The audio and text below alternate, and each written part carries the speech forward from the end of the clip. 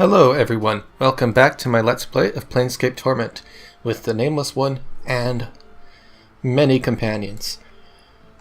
Today, we're going to take a look around and hopefully we will finish up in this area.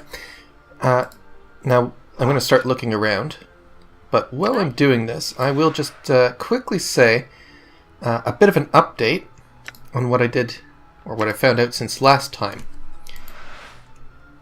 So I did look up the quest where we're supposed to free Trist from her possible life of slavery, and I'm pretty sure that that quest is bugged, and that's why I haven't been able to do it. I'm gone. Now there are utilities that might allow me to fix those bugs, but I decided I'm gone. to not really do that, just because it doesn't really seem worthwhile to risk maybe messing up the save. I'm gone. Locked. Not really sure.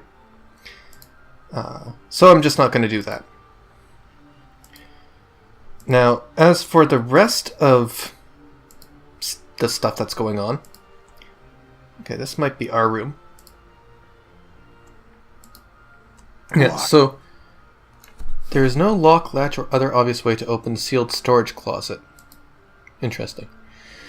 Now, as for the rest of it, as for a plot, I do have a walkthrough open in another window. I did take a quick peek just to make sure that, that I'm on the right track, and so far it looks like I am. I haven't looked too far ahead, just really got a sense that I'm going in the right direction. I should keep doing what I'm doing. Though, that's interesting. That's also interesting. Though I may refer to that guide if I get stuck. Now let's turn our attention to this. So I'm just going through these items, and I found, in what I think is our room, I found a dodecahedron and a scroll of ice and fire. So let's just copy that in my spell book into our spell book, and then take a look at this. This heavy dodecahedron, about the size of both your fists balled together, seems inexplicably familiar to you. Its texture is cold and smooth, but whether it's metal or stone, you cannot tell. A certain, almost intangible tension runs all over the object, as if it were ready to spring into the air at any moment. That's interesting. Okay, and we can examine it closely. You realize that each side of the dodecahedron is a plate that can be twisted clockwise or counterclockwise. It appears to be a puzzle box or combination lock. As each of the pentagonal plates has 5 possible positions, the dodecahedron has no less than 244,140,625 settings. Wow. It would take every second of the next 77 odd years to hit all the combinations, but then you might just get lucky and stumble onto a solution in minutes. Well, I think our character is stubborn enough to give it a try, even presented this kind of information. Probably figures it out because of his high intelligence. Let's fiddle with it. As you methodically twist the cold grey facets of the dodecahedron, a strange sensation forms at the base of your skull. Your hands seem to move of their own accord, turning the object and spinning its facets with mechanical precision. You've done this before. You knew the combinations once, and you also became aware that there is a certain danger within the object. Whether it's from simple traps or something less mundane, though, you cannot recall. In moments, you have what might be the first 4 sides locked into their proper places. As you begin to twist the 5th side of the dodecahedron, you recall a cunning blade trap that would snap out to lash at a meddler's hands, slashing the wrists and severing fingers.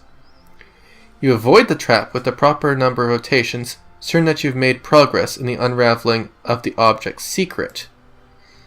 After avoiding the dodecahedron's springing blades, You slowly puzzle out the next series of facet positions. As you start to turn the ninth side of the dodecahedron, you suddenly remember a second trap. This thing is dangerous.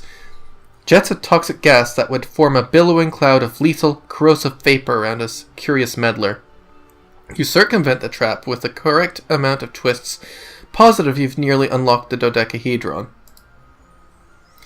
You circumvent the dodecahedron's poisonous gaseous trap, and begin your work on the final facet positions. Just as you're locking the 12th pentagon into place, you recollect sorcerous runes hidden within the dodecahedron that would blast the unwitting holder with bolts of magical lightning. After disarming the trap with the correct number of facet rotations, the dodecahedron clicks and begins to open in your hands. Alright, let's see what this is all about. The dodecahedron splits once, twice, and eventually unfolds itself impossibly into a perfectly rectangular tablet the size of a large book. How does that work? Well, impossibly. Anyway, etched into its surface are a series of bizarre symbols. It looks to be a code or language that you feel should be familiar to you, but it's not. Further examination of the tablet reveals that by twisting the pentagonal facets that are now upon the underside of the tablet, different pages may be displayed across the tablet's face. You finally realize that the dodecahedron is a tome or journal of some sort. Alright, and until we can learn this language, we might as well just put it away. My journal. Okay. Well, there is a linguist in town. Maybe we can do something for him in exchange for some help. Let's just take another peek around. Doesn't really look like there's too much else, except for that locked closet. Grace, do you want to put me in your inventory? Oh, dear. Oh! Oh! Spells! Alright, well, we've already got those two. We don't have Pacify. We do have Shield, I think. Oh, we'll take it anyway. Actually, we'll just take everything. Friends, Blindness, Identity, Chromatic Orb. Anything that we already know we can sell.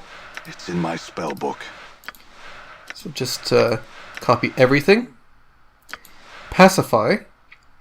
Violence is not always the best solution. This spell seeks to quell the boiling blood, the anger, and malice through peaceful means.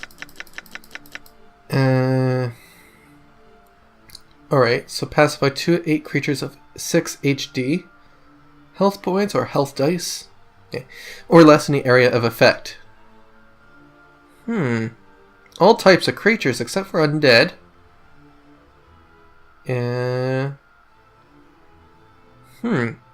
They fall into a deep slumber. Okay. It's in my spell book. So basically they fall asleep until attacked. What about friends? One's charm, beauty, and one's charisma are oftentimes the key to gaining the trust of strangers and new friends. Creating new friends. You temporarily gain 2 to 8 points of charisma.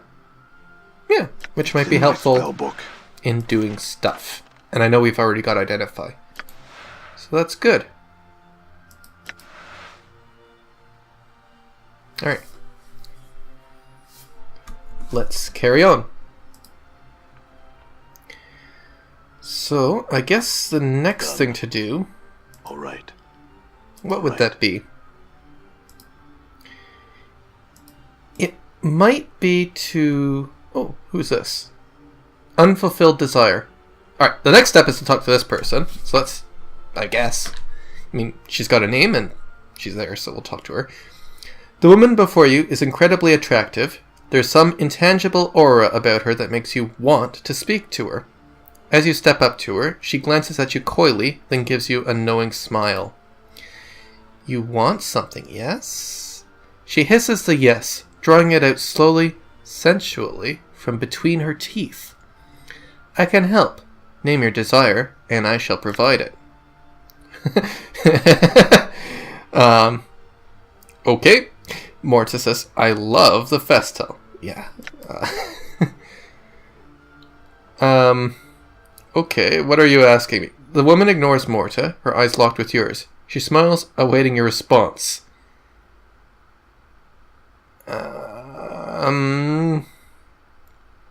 Well, what would our characters say? I don't think he's really going to be too interested in her. I think he's actually just going to take that question literally and say, I want my memories returned, all of them. She smiles. Much may be forgotten in a lifetime, and much more in several lifetimes. I can help you. She studies your face closely. Explain to me the ways in which you want those memories. Speak to me your craving, and I shall speak to you of the price. I want them back. Is that not enough? Her smile hardens. You must give your desire voice and emotion, or it is as dust to me. You must convince me that you truly desire what I can impart, or it shall not be yours.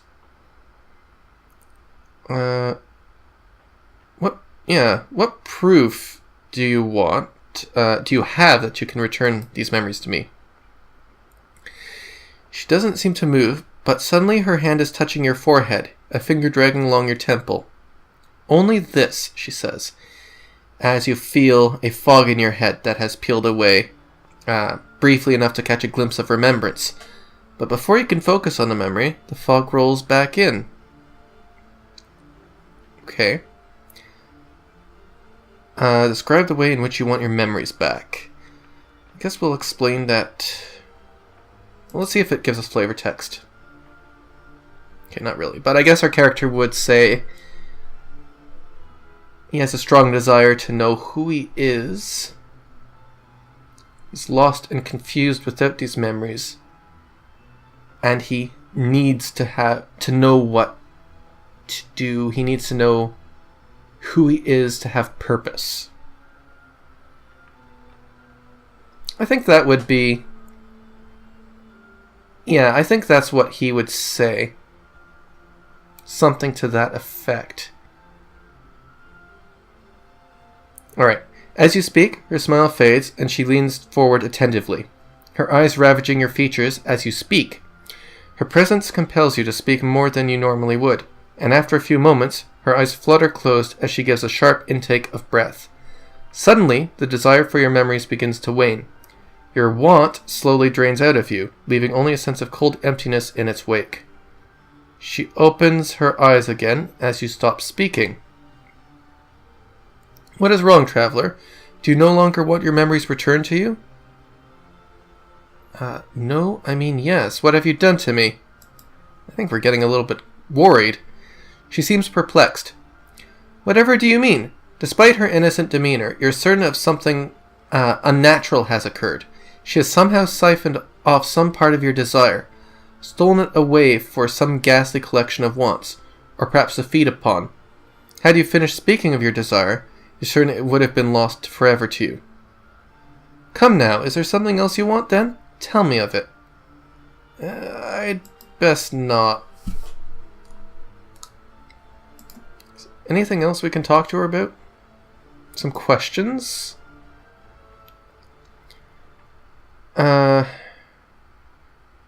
Yeah. She frowns, looking away from you for a moment. Knowledge? Such a thing I do not seek to deal in. Surely you have some other want or some other need you can speak to me of. No, I don't think I'll be sharing those.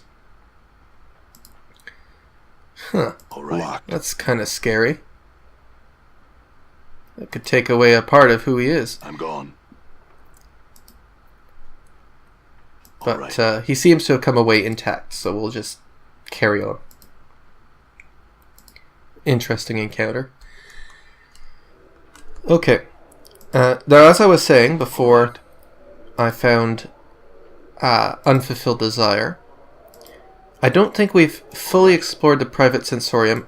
I think there may also be another area that we could explore. So I'll take a quick look at those.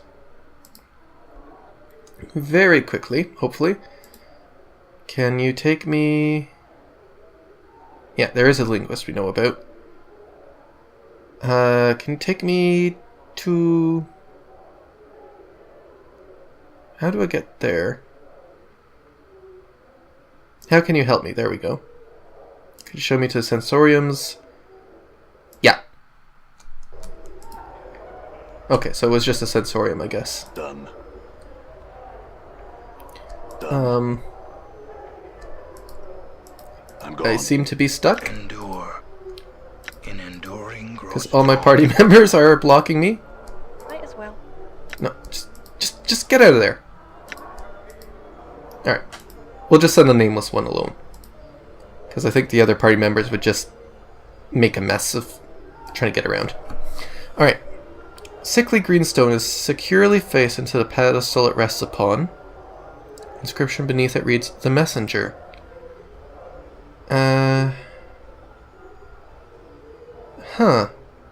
As you touch a stone, its green exterior sharpens, clashing, its brightness becoming more than you can bear, and you have to close your eyes. As you close your eyes, you feel the skin along your arms become numb, as if all sensation is being bled from them. Tired, so tired. You try to blink, yet the darkness remains. Your lids feel soft and sluggish, unresponsive. You're sitting on what feels to be a dirt floor, and around you is a smell of coppery blood. And herbs?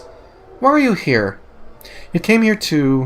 what? Your memory begins to fail you, but you feel a growing panic beginning to well up within you.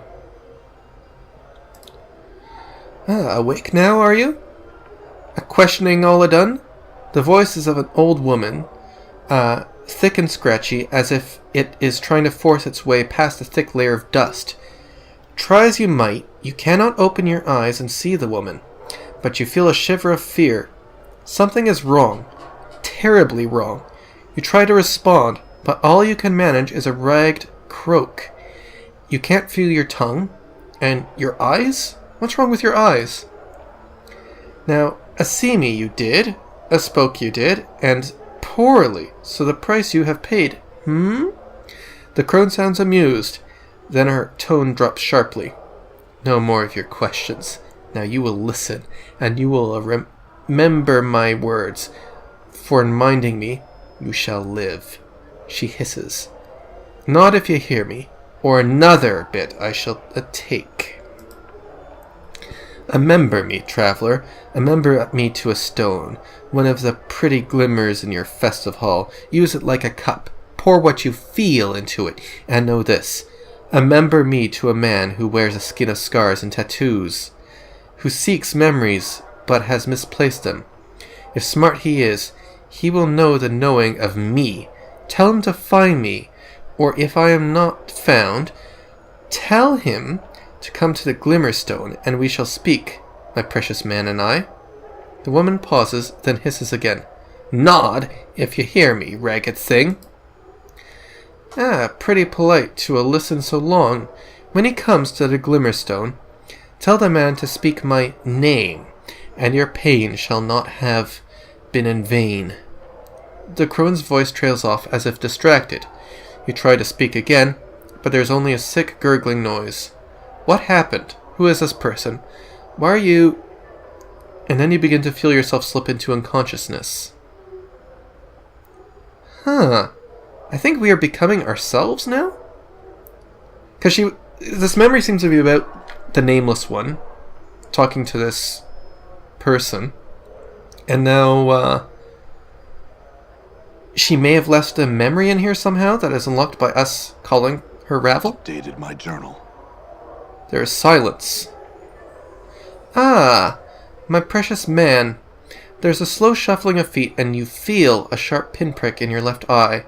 You gasp, and suddenly, barely, you can see with your one and only eye.